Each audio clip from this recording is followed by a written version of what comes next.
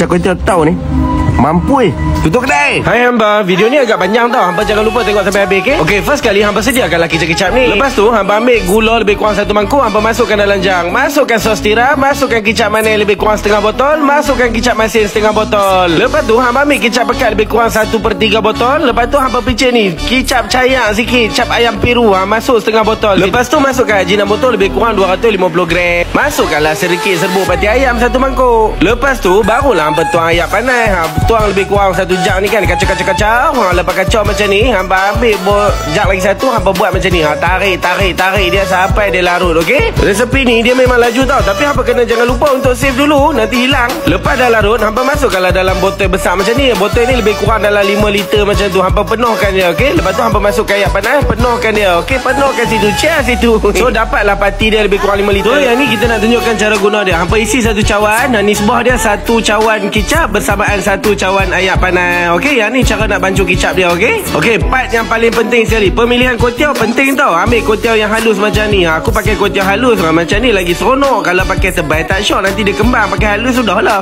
So hampa kena pandai pilih lah kuih yang baik-baik. Janganlah pilih yang kembang besar tu, nanti cepat kembang belajar kuih hampa. So hampa cuba tengok tekstur dia, halus, lembut, kenyal. Okey, jom masuk part masak. First kali masukkan minyak. Okey, lepas masukkan minyak, hampa ni goreng ni dulu udang dengan kerang. Okey, kacau-kacau dia, cas situ.